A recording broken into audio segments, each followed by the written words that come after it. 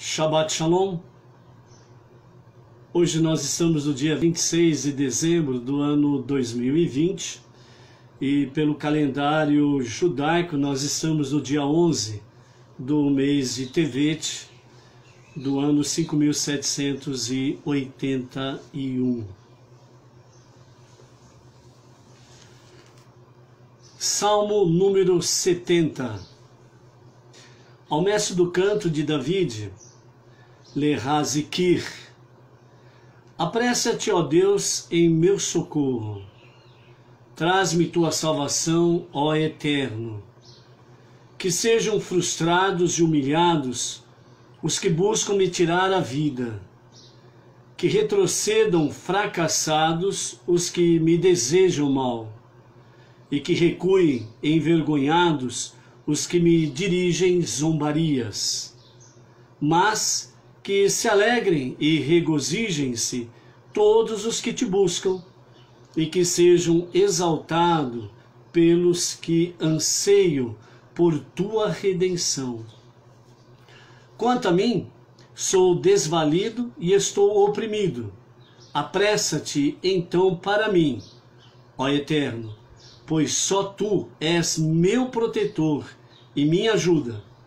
Apressa-te, não te demores. Este é o Salmo número 70. Salmo número 70. Por que estamos lendo o Salmo número 70? Qual é o significado do Salmo 70? Hoje nós estamos em Shabbat. E por estarmos em Shabbat, Shabbat Shalom a você, família, comunidades, que a graça de Hashem, desde o pôr do sol de ontem, esteja renovado nas vossas vidas. Que a alma adicional que Hashem nos concede em Shabbat seja realmente para nos fortalecer no Shabbat e fazer com que nós possamos cada vez mais sermos fortes na nossa jornada e sermos luz na nossa caminhada diária. Por se tratar do sétimo dia da semana, obviamente, nós estamos aqui com a nossa sétima aliá, e junto com ela, nós estamos aí no encerramento da nossa 11ª Parashá Vaigash, e se aproximou. Dessa forma, nós então vamos encerrar a nossa 11ª Parashá, desde o dia que nós começamos, os nossos estudos à tarde com a Torá, e com principalmente a partir da primeira Parashá do novo ciclo dos estudos da Torá. Hoje, em questão de curiosidade, quando nós falamos em números, normalmente a gente cria uma certa visão. Quando falamos algo abstrato, fica meio difícil de nós termos alguma dimensão. Mas desde o princípio nós estamos trazendo para vocês aqui uma questão de números dentro de cada paraxá dos nossos estudos, para que nós tenhamos, você tenha uma dimensão no sentido de que o que você está fazendo, o que você está lendo, o que você está ouvindo, em questão de, não somente em questão de qualidade, mas também em questão de quantidade. Então, por isso, hoje que nós vamos encerrar a 11ª Parashá, nós vamos completar 1449 versículos lidos, ouvidos e estudados. Então vejam bem, desde o dia 17 de outubro, quando nós começamos a nossa primeira aliá desse novo ciclo dos estudos de Torá, nós estamos hoje com a 7ª leitura e Maftir, a leitura final, que hoje nós estaremos encerrando a nossa 11ª Parashá. Então nós vamos completar 1449 versículos estudados até aqui. E pela graça bendita de Hashem, amanhã nós estaremos iniciando a 12ª Parashá, e é a Parashá final do livro de Bereshit. Então amanhã, ao início da nossa 12ª Parashá, Vayeri, viveu, fala mais específico no sentido de Yaakov, né? Nós vamos ter nessa semana que vamos ter pela frente, nós vamos ter aí a morte de Yaakov e também a morte de Yosef, né? E nessa nova Parashá nós estaremos estudando 85 versículos. E quando chegarmos no próximo Shabat, nós estaremos concluindo o livro de Bereshit, lendo, ouvindo e estudando 1534 versículos, certo? Então, para aqueles que chegarem junto conosco até o próximo Shabat, com 1534 versículos, mesmo na live, ao vivo ou posteriormente, né, acompanhando o vídeo, né, à tarde com a Torá, então no final da semana que vem, no próximo Shabat, né, então vocês estarão de parabéns, Mazal Tov. Primeiro livro de Bereshit, primeiro livro dos 5 livros da Torá, estaremos concluindo nessa próxima semana. E para vocês que vão chegar até ali, Mazal Tov. Muitas e muitas e muitas felicidades debaixo da graça de Hashem. Como nós vimos ontem na gota de sabedoria do Rav, aliás, do Rebbe, né? O Rav Menachem Mendel, o mundo está aí, né, com as suas imperfeições, seus erros e também com as suas corrupções. Mas o Rebbe disse que, no seu conselho de sabedoria, ele disse, adianta ficar reclamando? Vai melhorar? Vai ajudar a melhorar? Não. Então, qual é a orientação, né, que o Rebbe traz para nós sobre essa questão, né? Não adianta nada nós ficarmos irados com o mundo, né, com os seus agentes corruptores e por aí afora vai, e aqueles que aderem a ele, né? Assim como também aqueles que estão aí no seu dia a dia fazendo coisas erradas, absurdas e por afora vai. Não adianta ficarmos irados e reclamarmos. Nós temos que levantar. Levanta-te. O Eterno, ele não gosta de ninguém prostrado, no sentido de desanimado, derrotado, né? Com só perspectivas negativas. Então, você pode fisicamente estar em pé, mas na realidade, espiritualmente, você está na beira da guia, né? Na guia da sarjeta, né?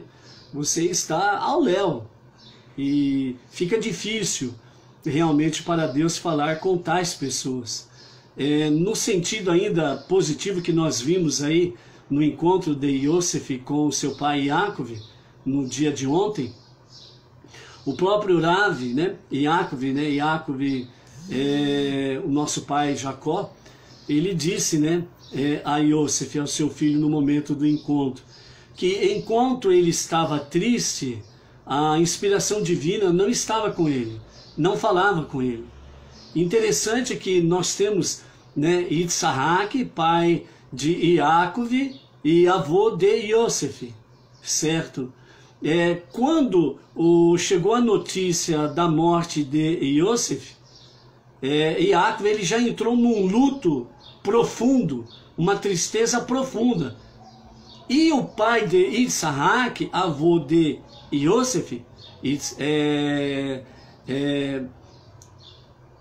Abraão, Isaac e Jacó, me deu branco agora aqui.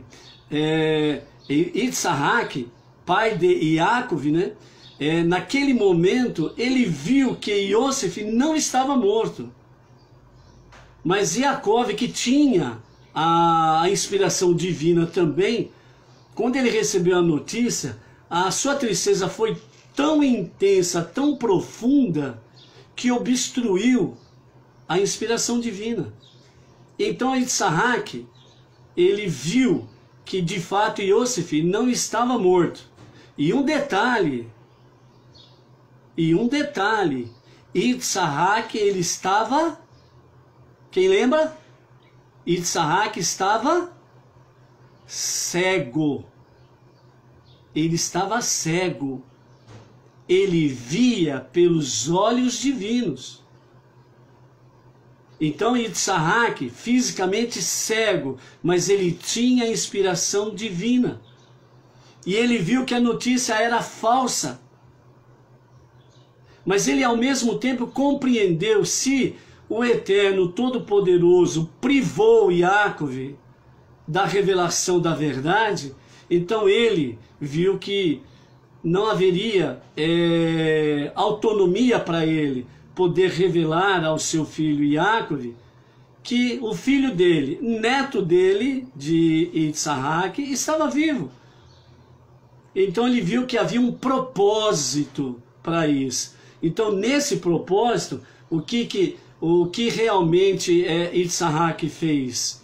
Ficou em silêncio e ficou feliz. E por ele permanecer feliz, a inspiração divina não o abandonou. Mas Yaakov, que ficou numa tristeza profunda, a inspiração divina o abandonou. Então nós vemos aí, nesse sentido,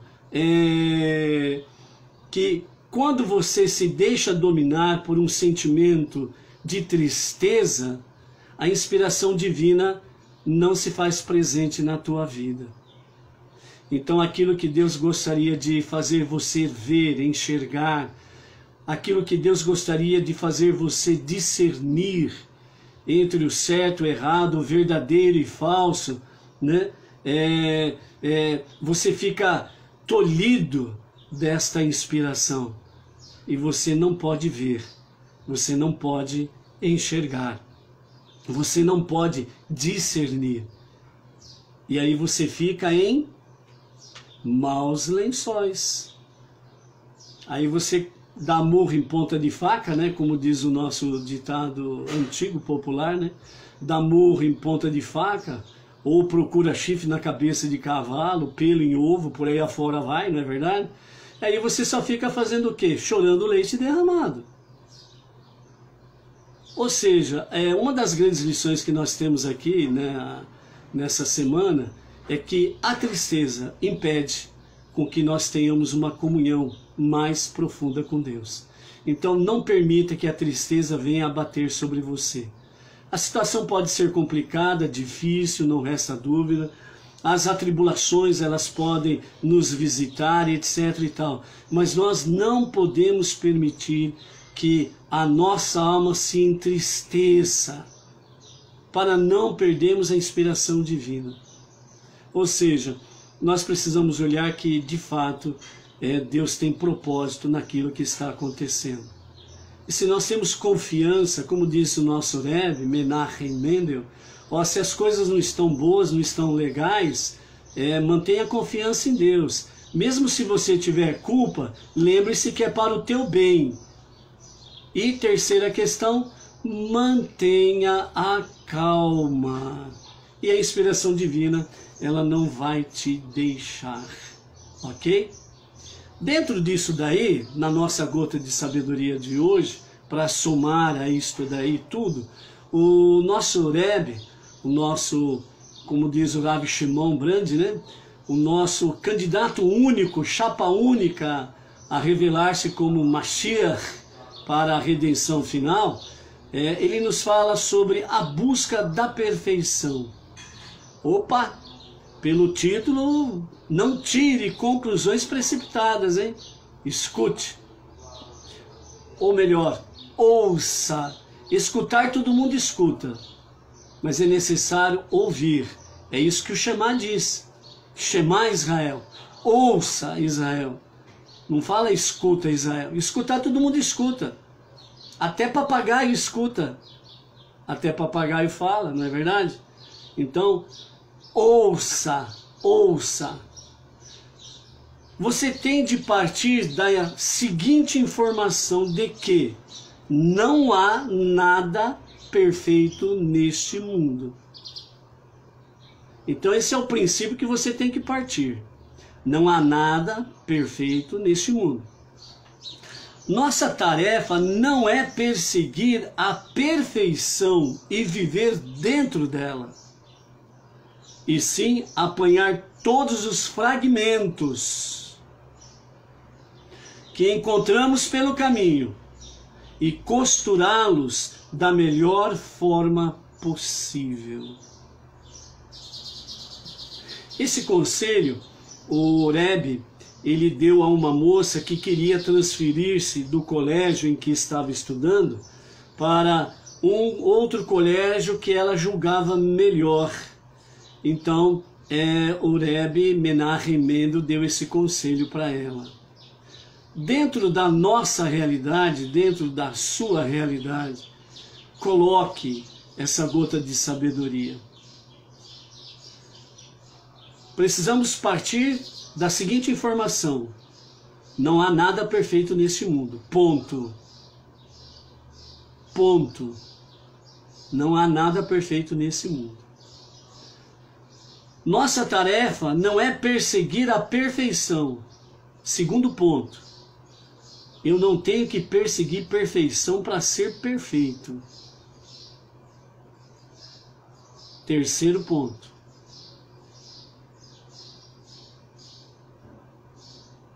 terceiro ponto é apanhar todos os fragmentos que encontramos pela nossa jornada diária. Fragmentos de algo que foi perfeito. Nesse sentido, o Rebbe está dizendo assim: esses fragmentos são o resultado de algo perfeito que havia e que foi quebrado, estilhaçado, e os seus fragmentos foram espalhados pelos quadrantes do nosso planeta Terra. Então a nossa missão, terceira missão, é exatamente apanhar todos esses fragmentos que vão apresentando para nós, cada um de nós, na nossa jornada diária, na nossa caminhada diária. E dessa forma, à medida que nós vamos encontrando esses fragmentos, nós vamos costurando da melhor forma possível. Ou seja, o varão perfeito, Adam Kadmon, ele foi quebrado, ele foi fragmentado, o varão perfeito, o homem perfeito. Dentro dessa forma, nós precisamos buscar esses fragmentos, que são o quê? São aqueles bons exemplos que nós encontramos no nosso dia a dia, que nós encontramos através da palavra dos nossos sábios, dos nossos irmãos mais velhos, os judeus da jornada monoteísta, dos nossos irmãos Benei Noach, não judeus, que abraçaram a fé monoteísta. Vamos pegando esses fragmentos de bons exemplos e vamos aplicando na nossa vida. Vimos aí na nossa aliá de ontem e anteontem a respeito das matriarcas, as heroínas dos tempos de Macabeus, por exemplo. Vemos aí, né, os homens, os varões, através dos tempos, entre eles, né, os nossos patriarcas, os que se seguiram posteriormente a eles. Então são fragmentos. Cada um é um fragmento desta perfeição que foi quebrada e foi estilhaçada pelos quadrantes da terra. Então nós precisamos costurar isso, ou seja, eu e você, nós podemos ser algo bom para o mundo. Eu e você, nós podemos ser algo bom para o nosso próximo. Eu e você podemos somar para que realmente possamos construir um mundo melhor. Isso é uma utopia. Com aquilo que nós estamos vendo no mundo é impossível. Com tanta maldade, com tanta corrupção, e por aí afora vai. Lembre-se, ficar irado com o mundo não resolve. Não resolve você olhar de forma negativa, que não vai dar bom resultado. Você não ajuda, você atrapalha. Não adianta você ter pessimismo, porque você não está ajudando a construir, você está ajudando a destruir.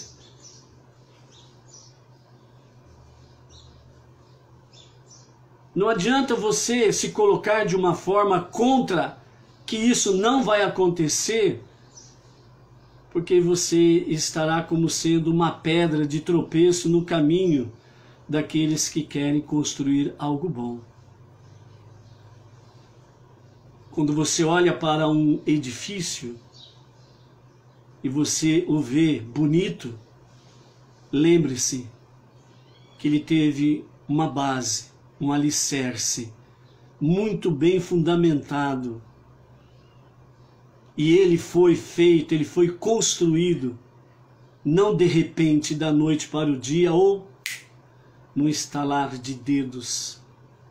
Foi tijolo por tijolo, pedra por pedra, até ser o edifício perfeito, completo, segundo o projeto. Segundo o projeto daquele edifício. Foi assim que ele foi construído. Quando a última pedra foi colocada, toda a sua estrutura já estava pronta. Aí veio, né? Aí veio aquilo que se chama de acabamento, para dar a sua beleza, a sua realeza. Transportando isso para o campo espiritual. Você é esse edifício. A sua base é a Torá. O tijolo a tijolo que foi colocado lá naquele edifício físico corresponde ao tijolo por tijolo, fragmento por fragmento de obediência às mitzvot, mandamentos do Eterno. Fragmentos daquilo que é bom e perfeito, que foi quebrado, e você encontrou ali esses fragmentos como um quebra-cabeça, e você... Alô? Shalom? Deu uma pausa aqui no sinal da internet, e deu um fragmento, um fragmento de pausa aí, ok? Não sei se vocês perceberam aí, tá? Então, dessa forma, nós vamos... Amém, voltou, ótimo. Obrigado, Maria Luísa. Dessa forma, então, nós vamos, cada um fazendo a sua parte, nós já estamos fazendo algo muito bom. Mas à medida que nós somamos, aí nós estamos fazendo algo muito ótimo. Muito ótimo. Luiz Ribeiro, obrigado, normal, o sinal. Amém. Então, se nós individualmente estamos fazendo algo muito bom, quando nós nos somamos, independente se nós estamos fisicamente pertos ou não, mas à medida que nós somamos, então nós estamos fazendo algo muito excelente aos olhos de Deus. E nós vamos sim, quebrando as amarras do mundo. Nós vamos vencendo a escuridão, as trevas. A luz vai progredindo. Porque você está na luz da Torá, na luz dos olhos do Eterno. E você progride, avança. E quando os valentes avançam, os fracos e covardes recuam. A escuridão, as trevas, são os fracos e derrotados. Por isso que nós estamos vendo no tempo presente como que a escuridão e aqueles que estão a seu serviço tentam oprimir o povo de todas as nações, com regras, ideologias, com lockdown, para fazer recuar o povo, para que o povo seja covarde, medroso e não tenha boas perspectivas, não tenha pensamento positivo, não tenha esperança. E quando o povo perde a esperança e já está derrotado, e o opressor, ele não tem muito esforço para dominar àqueles que estão sem esperança. Por isso que uma das ideologias, né, do famoso socialismo-comunismo é exatamente isso: tirar a riqueza dos ricos e fazê-lo pobre, e tirar a pobreza do pobre e fazê-lo miserável, porque dessa forma todos ficam iguais, e qualquer bocado de pão eles vão dizer aos seus senhores obrigado, e vão permanecer debaixo das suas botas. Não foi para isso que Deus chamou a nação de Israel. Não foi para isso que Deus está chamando esta nação de não-judeus, Benei Noach, para viver esses últimos dias em preparação para a manifestação de Mashiach. É para vencermos realmente todas as barreiras, obstáculos, todos os empecilhos que vão se apresentando pelo caminho. Por isso, a busca da perfeição não é a nossa missão fundamental. A nossa missão fundamental é buscar os fragmentos da perfeição que foi quebrada e espalhada pelos quadrantes da terra, para que nós possamos somar como um quebra-cabeça até formar completamente o quadro do quebra-cabeça. E Mashiach virá brevemente, como diz o nosso Rebbe. Esta é a última geração sem Mashiach, porque Mashiach virá nessa geração. Que Mashiach venha em breve, que seja para os nossos dias, que seja para agora. Amém. Ok? A nossa sétima aliá, vamos para ela, que nós temos aí algumas coisas bonitas de aprendermos hoje. Aliás, né, todo dia, né, são coisas belas que nós aprendemos pela Torá. Não restam dúvidas, e pela sabedoria dos nossos mestres, né? Então a nossa sétima aliá, ela, e aí mais um Mafitir, que é a leitura final, está no capítulo 47, né? Vai do versículo 11 até o versículo 27, junto com o Mafitir. Vamos fazer a nossa sétima aliá, com comentários de Irash, e em seguida vamos trazer aí vários comentários para fortalecer essa nossa encerramento da nossa 11ª Parashá Vaigash, e se aproximou, ok? Então, capítulo 47, a partir do versículo 11 de Gênesis, Bereshit. José estabeleceu seu pai e seus irmãos e deu-lhes uma propriedade no Egito, na melhor parte da terra, na região de Goshen, em Ramsés, conforme ordenara o faraó. José forneceu o pão a seu pai e seus irmãos e toda a casa de seu pai. Deu-lhes muito mais do que precisavam, como se estivesse suprindo as necessidades de crianças pequenas, que tendem a esmigalhar o pão, desperdiçando uma porção considerável deles.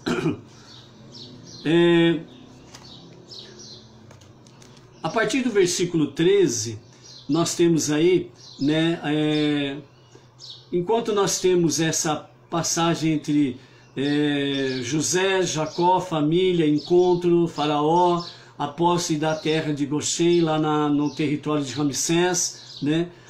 Ao mesmo tempo que isso está acontecendo, né, paralelamente, os anos de fome têm a sua continuidade.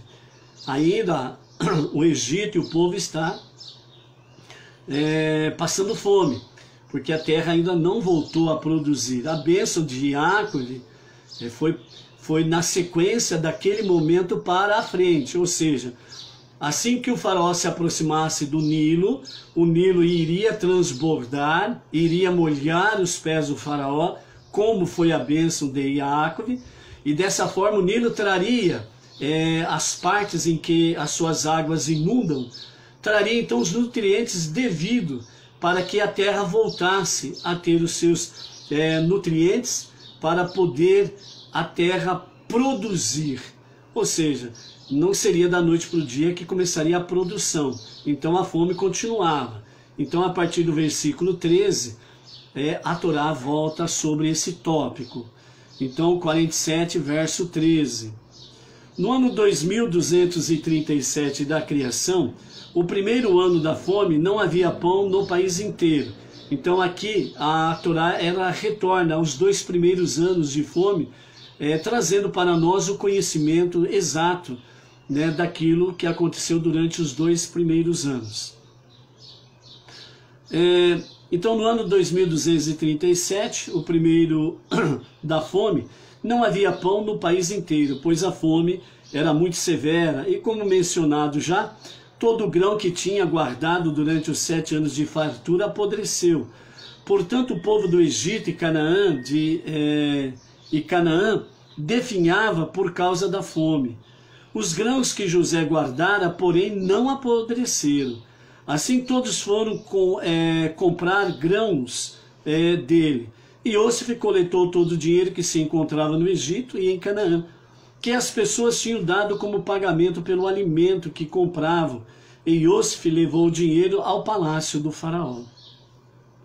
Quando terminou o dinheiro do Egito e de Canaã, todos os egípcios foram a Iosif e disseram: dá-nos pão, porque morreríamos diante de teus próprios olhos só por ter acabado o dinheiro? E Iosif respondeu: trazei vossos rebanhos, e vos darei pão em troca de vossos rebanhos, se não há mais dinheiro. E eles levaram seus rebanhos a Iosif, e Iosif deu-lhe pão em troca de seus cavalos, rebanhos de ovelhas, cabras, gados, bovinos e jumentos. E assim os manteve naquele ano com respeito ao pão em troca de todos os seus rebanhos. Ele regulou a distribuição de gêneros alimentícios, de modo que sobrasse uma quantidade suficiente para suprir as necessidades deles durante os próximos anos de fome também.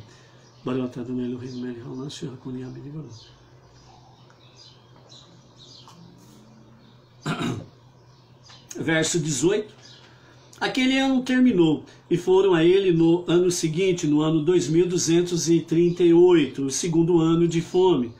E disseram-lhe: não negaremos a verdade a meu senhor, visto que todos o nosso dinheiro, pois os demos todos para meu senhor no ano passado.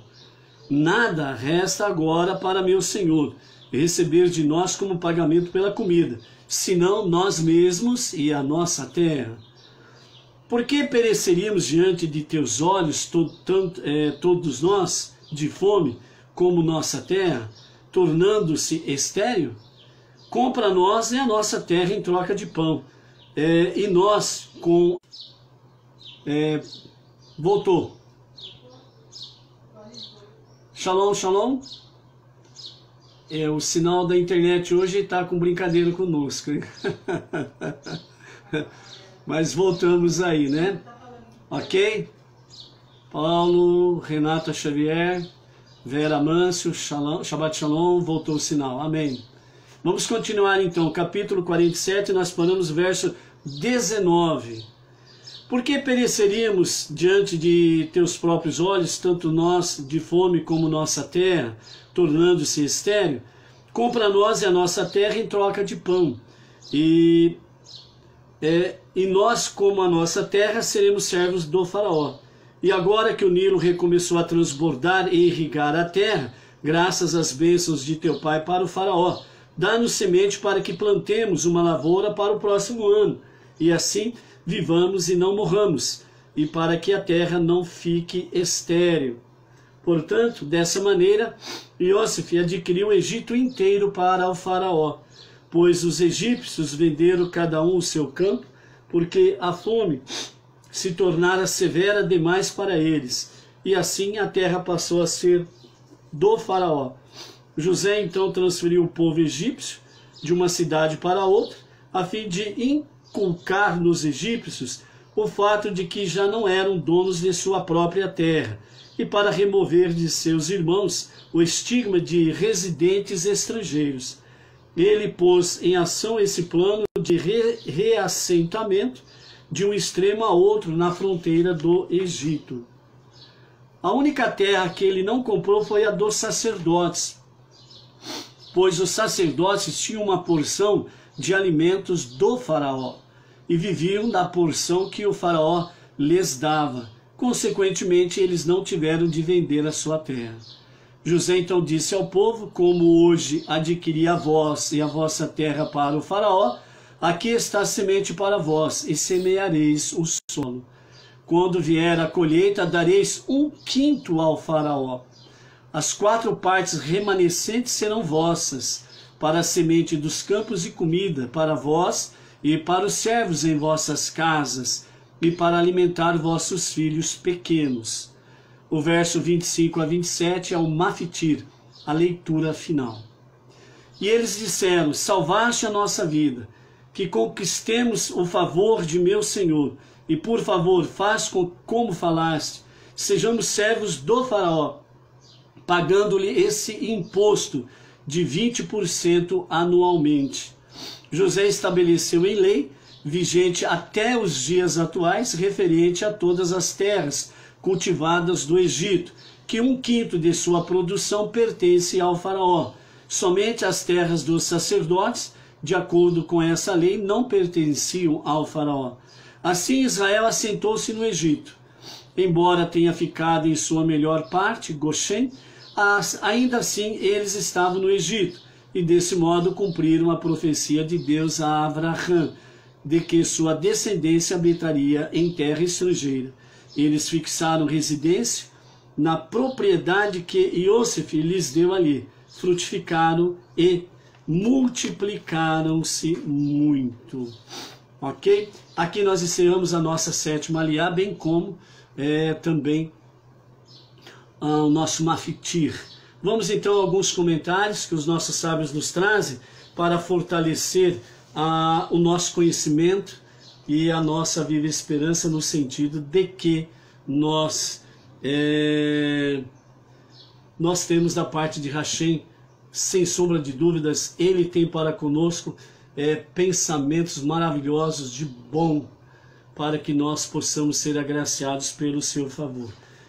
Um dos comentários que nós temos aqui da nossa Parashá Vaigash, né, que traz para nós realmente sobre a questão, quando Yaakov ele manda Yehudá à frente para poder preparar as instalações do povo na terra de Goshen. Então os nossos sábios dizem assim: e aí Yehudá mandou diante dele para Yosef, para preparar-lhes lugar em Goshen. Então Yaakov disse a seu filho Yehudá: Veet Yehudá shalach lefanav el Yosef lehorot lefanav Goshna. Ou seja, a palavra que tem aqui, que Yaakov disse, lehorot, que é preparar, é formada das letras Re, Vav, Resh e Tav. Lehorot, né? E preparar, né? A terra. Então a palavra Horot, ela tem as letras Re, Vav, Resh e Tav, que formam também a palavra Torá. Então a palavra Torá, ela é escrita com estas letras aqui.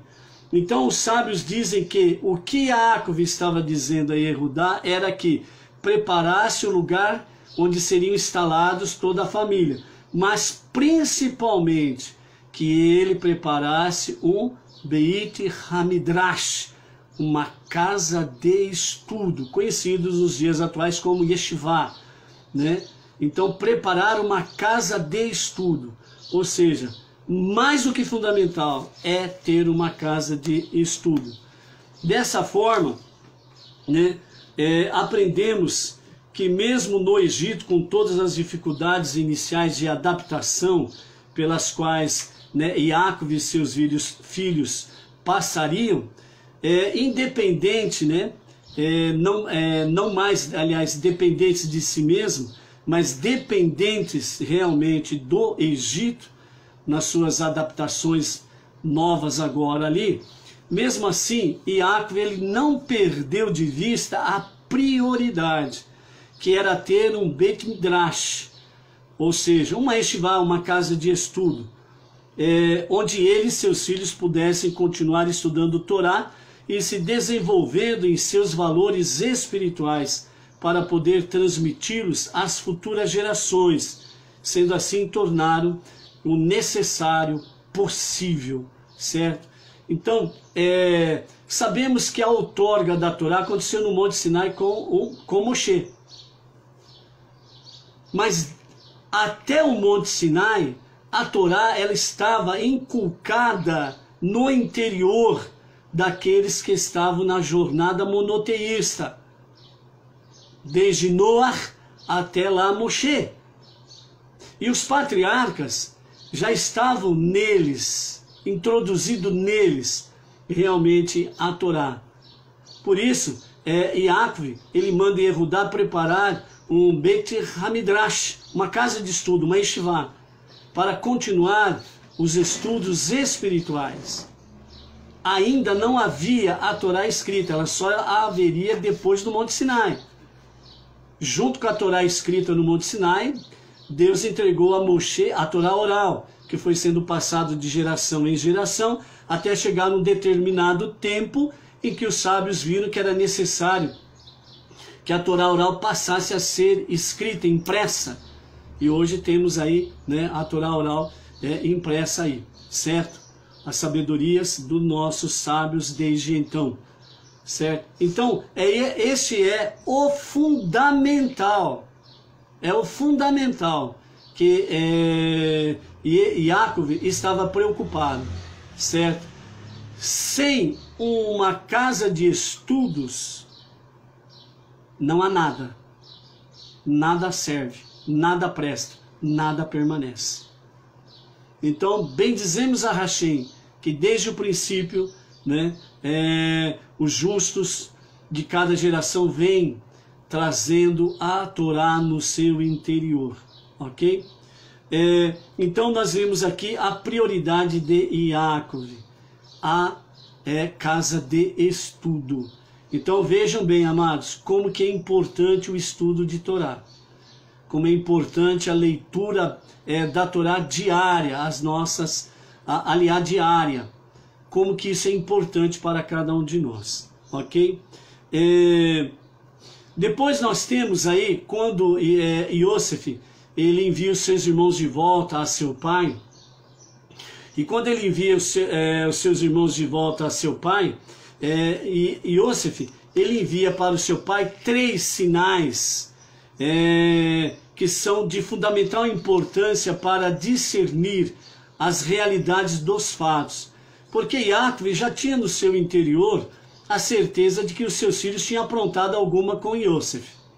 Depois, quando eles vão levar Beniamim, o temor, o medo de Yaakov reacende, porque o que vai acontecer com Beniamim no caminho nessa viagem?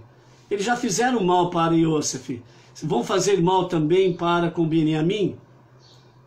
Somente quando Yehudá ele se tornou fiador, né, de Beniamim, foi que Yaakov confiou na palavra de Yehudá, porque Yehudá tinha perdido 2 filhos. Então ele sabia que quem perdeu 2 filhos sabe o quanto custa para um pai perder 2 filhos. Então ele teve a certeza que Yehudá ele não permitiria que Beniamim acontecesse alguma coisa com ele, que ele retornaria com Beniamim, né? Aqui nós vemos uma questão de fidelidade, ok? Mas aí quando eles retornam para trazer a notícia de Yosef, Yosef manda 3 recados para o seu pai, 3 sinais para o seu pai, para que o seu pai ele realmente venha discernir que de fato ele está vivo, que não é mais uma peça que os filhos estão pregando contra ele. Então vamos lá. O primeiro sinal que Yosef mandou para o seu pai, ele disse assim, para que os seus irmãos dissessem ao seu pai. E eles chegaram e disseram a Yaakov. Yosef disse, Samani Elokim Leadon. Ou seja, quando eles relataram que Yosef, que o governador do Egito, que tinha exigido tudo aquilo deles, na realidade era Yosef, Ou seja, Jacó não ia acreditar nisso. Como? Um não egípcio, um judeu, sendo governador do Egito, é impossível isso. Então, quando eles disseram para o seu pai, ó, Iosef disse, Samani Elohim Leadon, traduzindo, colocou-me Deus como patrão sobre o Egito. Quando Iacove, ele escutou que Iosef tinha dito, Elohim Leadon, ou seja, Deus foi quem me colocou nessa posição. Então Iacove imediatamente ele discerniu que, apesar de não ter visto o seu filho nesses últimos 22 anos, ele estava transmitindo ao seu pai o quê? Ele estava transmitindo ao seu pai que a sua fé no Todo-Poderoso permanecia viva. Então, Iacove viu que o seu filho, Iosef, ele realmente, fez com que os ensinamentos que ele, Iacove, transmitiu ao seu filho Iosef, até a sua separação, ainda estavam vivos e presentes na vida dele. E que a sua fé em Deus estava viva também. Então ele viu que, apesar de todo o Egito e toda a sua fama que corria o mundo inteiro na época, ele viu que o seu filho permaneceu com a sua fé viva e nos ensinamentos que ele tinha dado ao seu filho, certo? Segundo sinal, segundo a visão que Iacove teve do sinal, do recado que Iosef enviou para ele. Então, Iosef enviou para ele aquilo que se chama o melhor do Egito. Então ele enviou para o seu pai o vinho velho, né? O vinho velho que satisfaz aos idosos. O vinho velho, segundo o discernimento que veio aqui, quando eles entregaram esse presente a Iacove, Iosef mandou entregar ao Senhor esse vinho velho, esse vinho envelhecido. Ele quis dizer para o seu pai que os ensinamentos antigos ainda estavam guardados com ele. E esses ensinamentos antigos era que orientavam a sua vida. Vejam, né, as mensagens que Iosef enviou ao seu pai para que ele não se sentisse enganado com a notícia. A terceira questão aqui envolvida nessa nossa reflexão Iosef enviou ao seu pai carroças, né? Ou as carruagens, como podem ser mencionados aí, né? Então esse sinal manteve ligado aos assuntos considerados prioritários, né, de Jacove, conforme explica Arash. Através das carroças, Iosef lembrou ao pai que o último assunto da Torá que estudaram juntos antes de se separarem foi justamente sobre Eglá Arufá. Eglá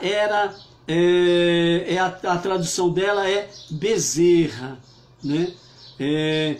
Contém as mesmas letras para a palavra Agalá. Eglá, bezerra. Agalá, carroça.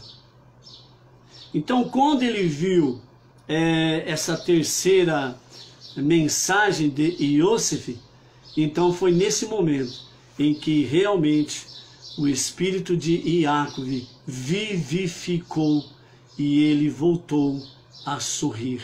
Ele voltou a sentir a felicidade realmente. Então, segundo os nossos sábios, dizem que esses 3 recados que Iosef mandou a seu pai refletiam definitivamente que ele continuava seguindo a velha educação de seu pai. No que diz respeito à educação no campo espiritual, quando queremos nos referir à educação original judaica, expressando-nos dizendo Hinur Israel Sabá, ou seja, a educação do avô Israel. Com isso, reconhecemos mais esta grande virtude do patriarca. Desta pequena passagem, então, vemos como é necessário e como é possível educar em todas as gerações e em todos os lugares, segundo os valores verdadeiros, sólidos e eternos da nossa Sagrada Torá. Ou seja, amados, a Torá é realidade e a Torá, ela realmente é atualíssima em qualquer geração, em qualquer tempo e em qualquer lugar. Então, a verdadeira base da educação para os nossos filhos precisa estar fundamentadas na Torá. Este é o verdadeiro alicerce do edifício que vai chegar à sua perfeição, ou seja, as nossas vidas, ok? Ainda nos comentários, das palavras do nosso Rebbe, Menachem Mendel, então, quando o faraó, o rei do Egito, soube que os irmãos de Yosef chegaram a Misraim, no Egito, disse a Yosef que desse a Yaakov e a sua família um presente em cereais. E a Torá continua dizendo sobre Yosef: e a meu pai mandou assim como isto. No hebraico é kezot, isto. 10 jumentos carregados do bom do Egito.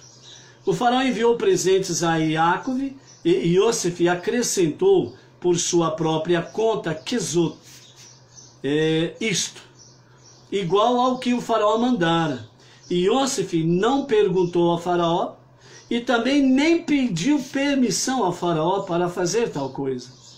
Ao deparar-se com a oportunidade de cumprir uma mitzvah, no caso específico, Yosef honrar o pai, não indagou nem mesmo ao rei, nem levou suas ordens em consideração. Apressou-se em cumprir a mitzvah com capricho.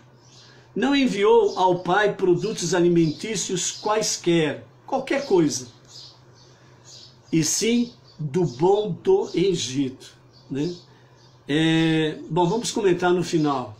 Preparem a canela aí, viu? Filhos, preparem a canela aí. No final vamos falar de honrar pai.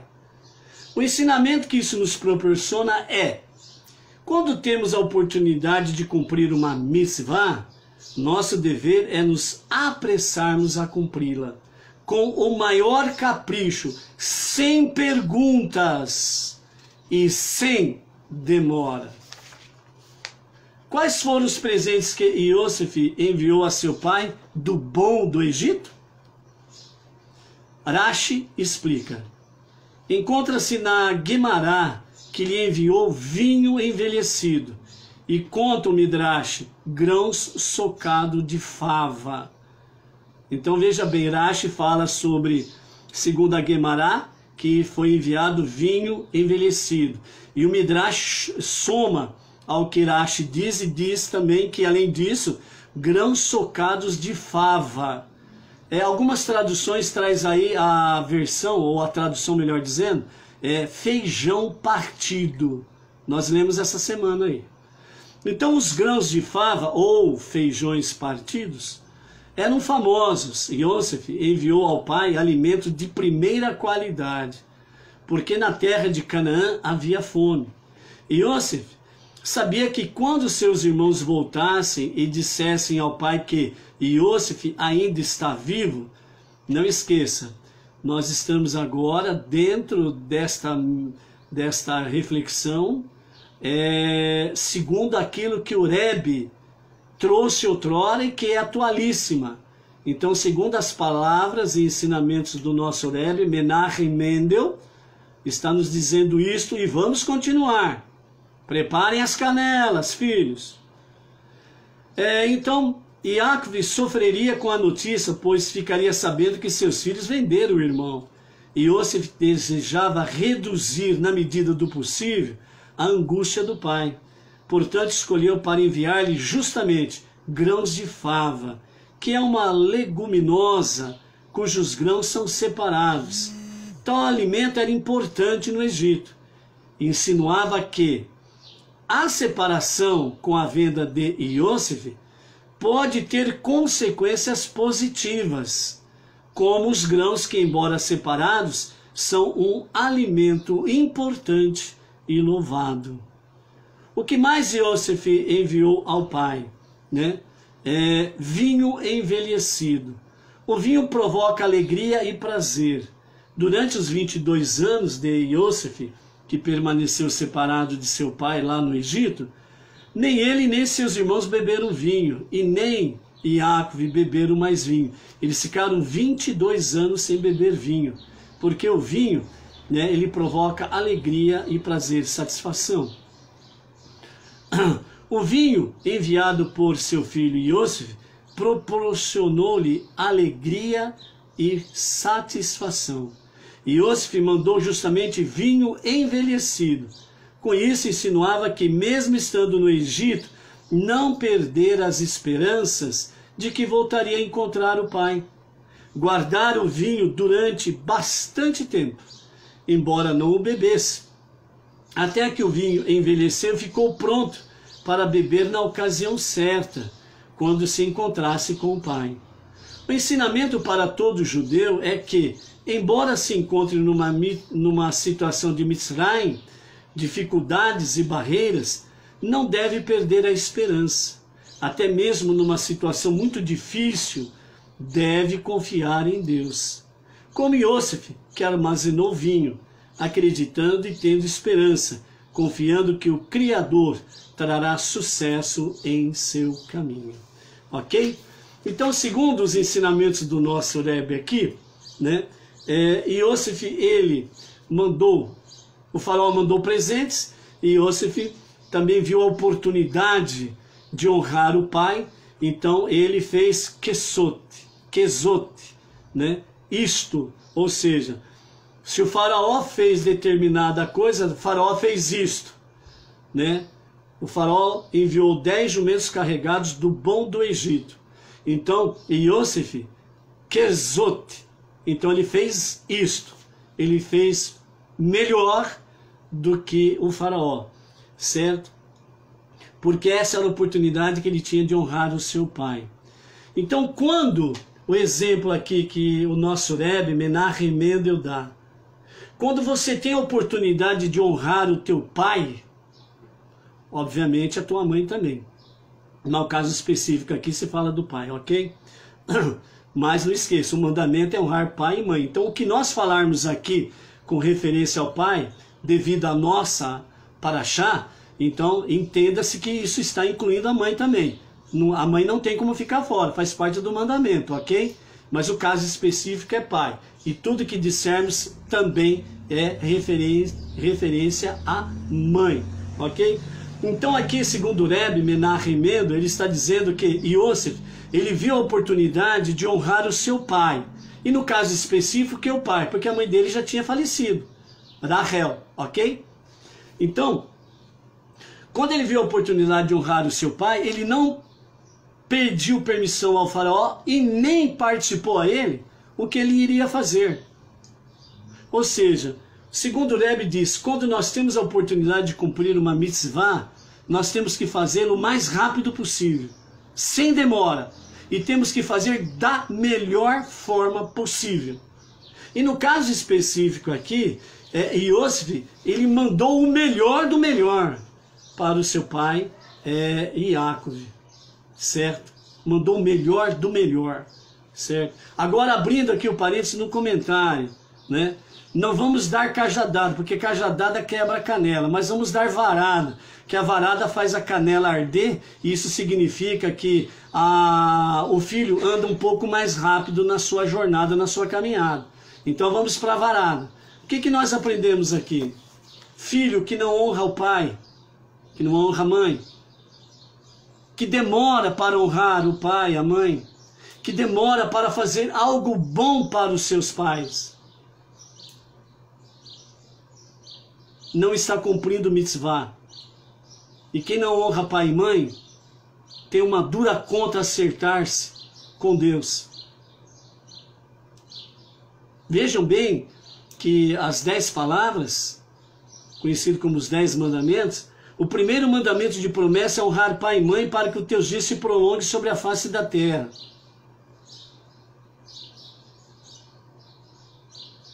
E tem muito filho que quer viver aí 80, 90 anos e mal saiu da fralda, não honra pai e mãe. Muito pelo contrário, os ignora, maltrata, levanta a voz contra eles, xinga. Realmente você não quer viver muito, você quer viver pouco.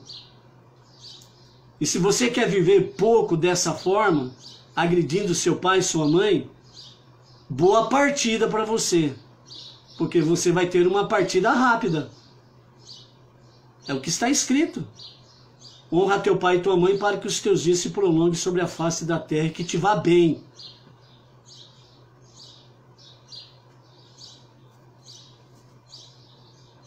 Quantos filhos aí que vêm, que podem ajudar o seu pai e a sua mãe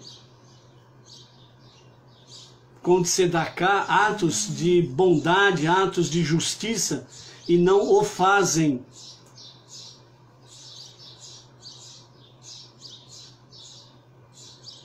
Nos dias atuais,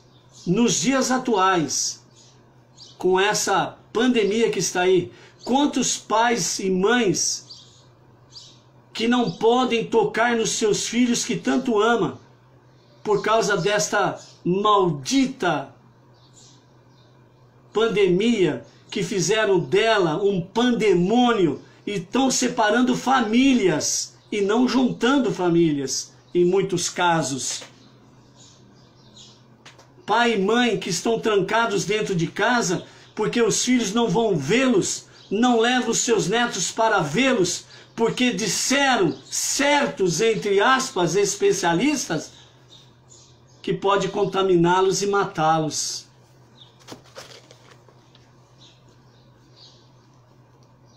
Será que é tudo isso mesmo?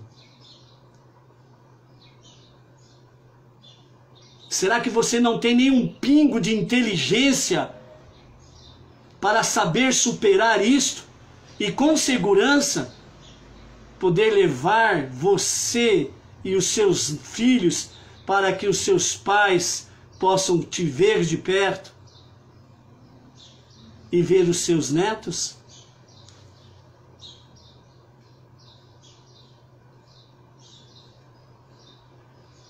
Honrar pai e mãe para que os seus dias se prolonguem sobre a face da terra. Quantos pais estão padecendo dentro das suas casas, tristes, solitários? Mesmo que não fosse o caso da pandemia, antes da pandemia aí, quantos pais vivendo dessa forma, porque os seus filhos demoram para visitá-los, levar os seus netos para vê-lo? Quantos pais aí que estão aí dentro das suas casas, mesmo antes da pandemia, mal se alimentando e os filhos com as suas mesas fartas e não ajudam, não socorrem os seus pais com amor, com alegria, com dedicação. E depois se fantasiam de santos e sai aí por internet ou em reuniões religiosas travestidos de santos e na verdade não o são. E Yosef, ele mostrou como honrar o pai. Obviamente, se a mãe estivesse viva, receberia as mesmas honrarias. Então, o exemplo de Yosef. Você tem, se você ainda tem pai e mãe vivos, se você ainda tem pai e mãe vivos, se você ainda tem pai e mãe vivos, vem honrá-los com dignidade, com amor, com alegria. Porque depois que eles se ausentarem, não adianta mais ir lá no velório, tornar-se uma carpideira ou um carpideiro que fica chorando em cima do caixão, em cima do corpo. Ai, eu te amo, mãe, eu te amo, pai. Ai, como que eu gostaria de poder dizer isso para você mais uma vez. Agora não tem como. Ele foi, ela foi, não tem mais como. Antes de Rachel morrer no encontro com Esav, Iosef colocou-se à frente de sua mãe para que os olhos perversos de Esav não fossem postos sobre a sua mãe. Ele honrou com dignidade a sua mãe. Ele amou com dignidade a sua mãe. Não adianta você falar, você precisa agir.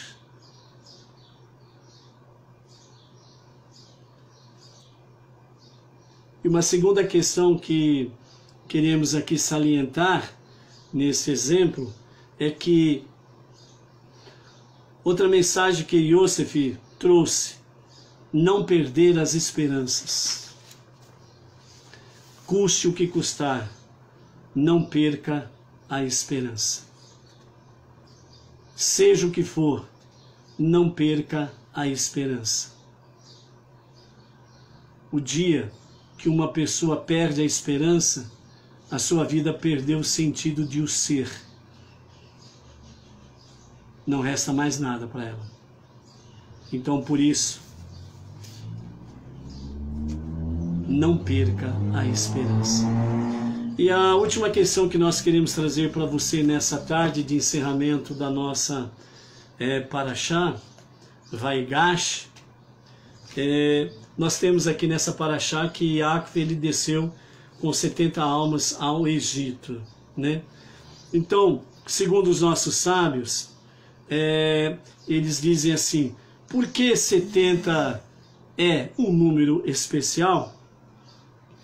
Em homenagem ao dia 10 de Shevat, do ano 5780, a marca de 70 anos desde que o nosso Rebbe, Menachem Mendel, assumiu a liderança, apresentamos, né, o Rabino Yehudá Shurpine apresentou o seguinte artigo sobre a importância do número 70. Há algo de especial no número 70. Curiosamente, encontramos esse número surgindo várias vezes nas Escrituras e no Midrash. 70 nações e idiomas. Primeiro tópico. A Torá lista 70 descendentes de Noah.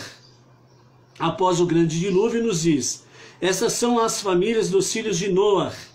As nações foram separadas na terra após o dilúvio. A partir daqui, os sábios aprendem que a humanidade compreende 70 nações, cada uma com a sua língua própria. Segundo tópico, 70 membros da família de Yaakov foram ao Egito. A Torá nos relata que o número de descendentes de Yaakov que desceram ao Egito eram de 70 membros, incluindo Yosef e seus filhos que estavam já no Egito.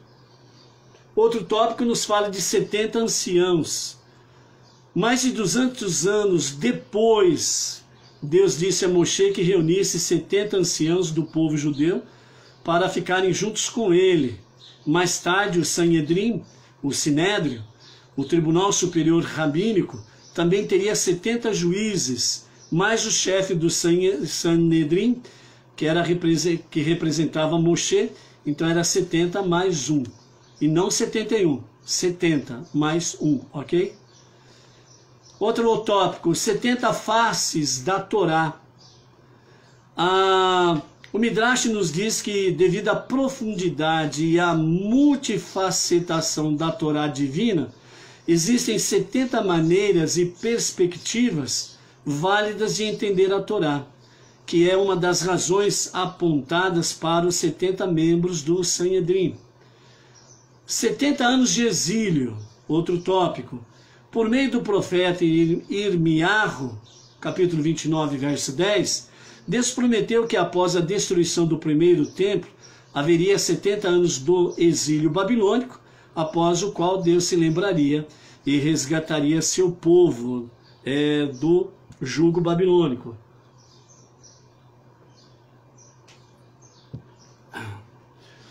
Outro tópico nos diz sobre 70 dias sagrados. O Midrash calcula que existem 70 dias sagrados bíblicos em um ano solar. Observe que por decreto rabínico, Pesach, Shavuot e Sukkot, essas 3 festividades, são comemoradas por um dia extra em todos os lugares do mundo, fora de Israel. Então nós temos, durante o ano solar, segundo os nossos sábios, 52 Shabbatot, 7 dias de Pesach, 1 dia de Shavuot, 1 dia de Rosh Hashanah, 1 dia de Yom Kippur, 8 dias de Sukkot, somando 70 dias sagrados. Outro tópico, 70 nomes divinos. Nas Escrituras, Deus é referido por muitos nomes. De fato, de acordo com Midrash, ele é conhecido por nada menos que 70 nomes diferentes. 70 nomes da nação judaica. Como nação escolhida de Deus, Israel é um reflexo do seu Criador. Assim como Deus é mencionado nas Escrituras por 70 nomes diferentes, o mesmo acontece com o povo judeu. 70 nomes de Jerusalém. O Midrash continua dizendo que a cidade de Jerusalém, a cidade santa, local do templo sagrado, também é referida por 70 nomes nas Escrituras. Temos também 70 anos completos da vida de uma pessoa. A Torá nos diz que somos ordenados a honrar os idosos. Levítico capítulo 19, verso 32. Levítico capítulo 19, verso 32. A Torá nos diz para honrarmos os idosos.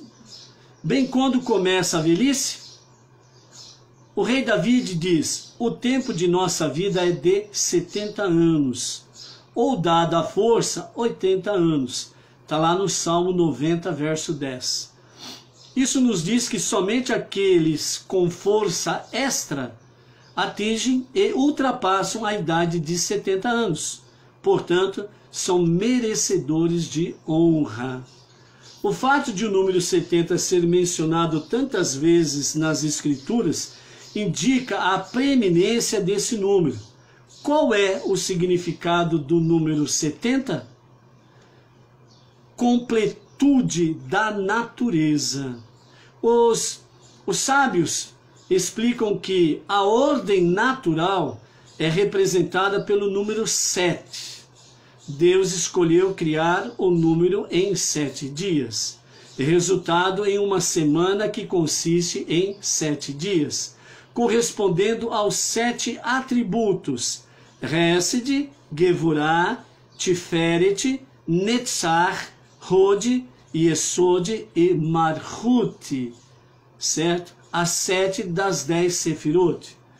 Qualquer número vezes 10 representa a integridade desse número. 10 é um número completo, porque depois que se atinge o número 10, começamos a contar novamente com 1, ou seja, 10, você completou a contagem, aí depois você começa com 1 de novo, 11, 12 e assim sucessivamente. 10 corresponde às 10 Sefirot místicas, e 7 vezes 10 representa a conclusão da ordem natural.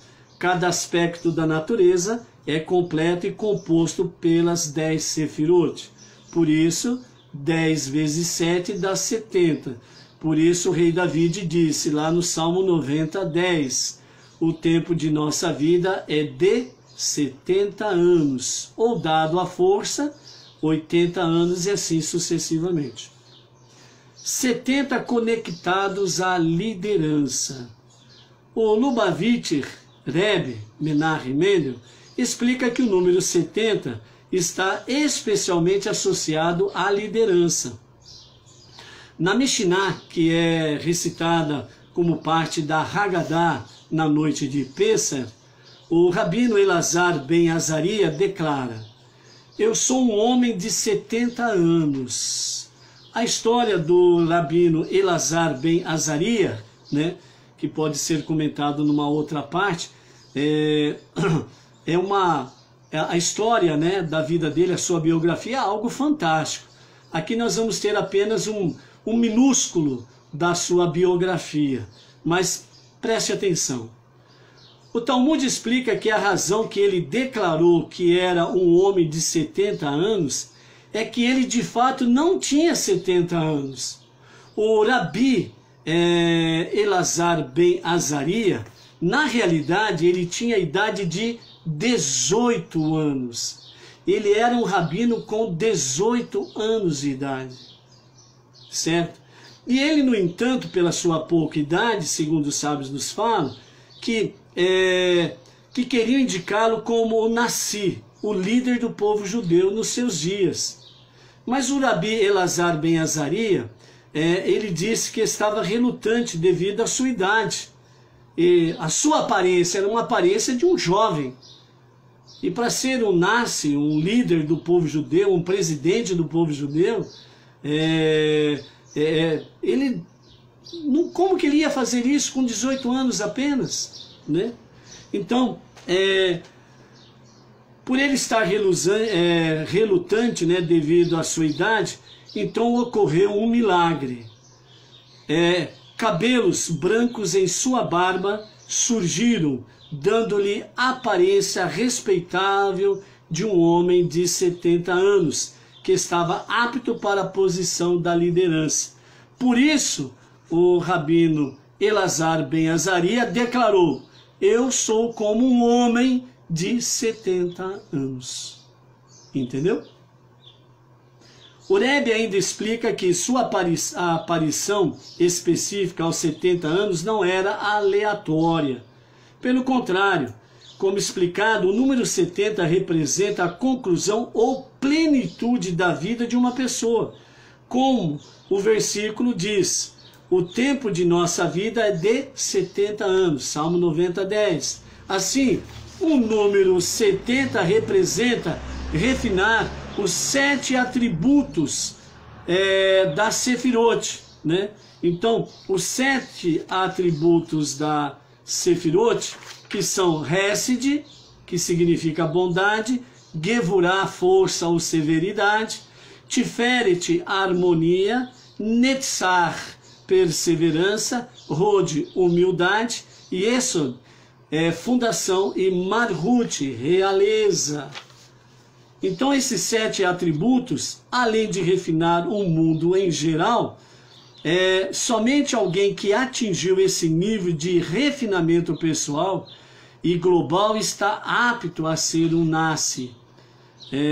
Assim foi somente depois que o aparecimento do rabino Elazar ben Azaria, ou seja, os pelos da sua barba tornaram-se brancas, obteve a aparência de um homem de 70 anos de idade, que ele ficou satisfeito por estar apto a ser o Nassi e liderar o povo judeu.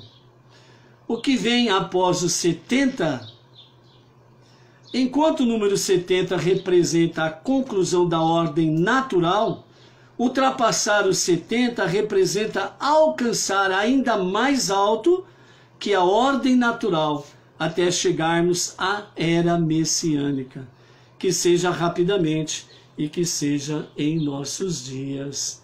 Amém. Então, vejam bem, ultrapassar os 70 é alcançar o mais alto que a ordem natural dos fatos, né? É ser ainda mais elevado. Então, por isso, né, até chegarmos à era messiânica, que nós tenhamos em vista realmente essa questão aí 770. 770. 770. 770. Né? Te faz lembrar alguma coisa? O endereço do nosso Rebbe, o sétimo Rebbe e último, Menachem Mendel, 770, o seu endereço lá no Brooklyn, Estados Unidos, né, da sua casa, ok? 770, 70. Por que nós iniciamos então a nossa live de hoje com o Salmo 70? Apressa-te, ó Deus, em meu socorro. Traz-me tua salvação, ó Eterno. Que sejam frustrados e humilhados os que buscam me tirar a vida, e que retrocedam fracassados os que me desejam mal, e que recuem envergonhados os que me dirigem zombarias, mas que se alegrem e regozijem todos os que te buscam, e que sejas exaltado pelos que anseiam por tua redenção. Redenção nos lembra do quê? Mashiach, 770, 770, Menachem Mendel, Salmo 70, né? Que todos se alegrem, todos os que se alegram e se regozijam, que buscam a ti, que sejam exaltados pelos que anseiam por tua redenção. Salmo 70, né? Seja qual for a situação da tua vida, Salmo 70, um ótimo salmo para ser lido como prece ao Todo-Poderoso para a tua redenção do momento e para a redenção com Mashiach. Assim, nós encerramos a nossa Parashá, 11ª, Vaigash, e se aproximou. Que as lições dessa Parashá sejam de fato riquíssimas para a tua vida no seu dia a dia, e que o seu caminhar seja para a redenção no Mashiach, e que seja nos próximos dias, e que seja para breve, ok? Amanhã, com a graça bendita de Hashem, vamos então para a nossa 12ª Parashá, encerrando o livro de Gênesis, Bereshit. Vayehi é a nossa 12ª Parashá, que significa e ele viveu. Que novas e maravilhosas lições possamos ter pela frente. Mashiach, now!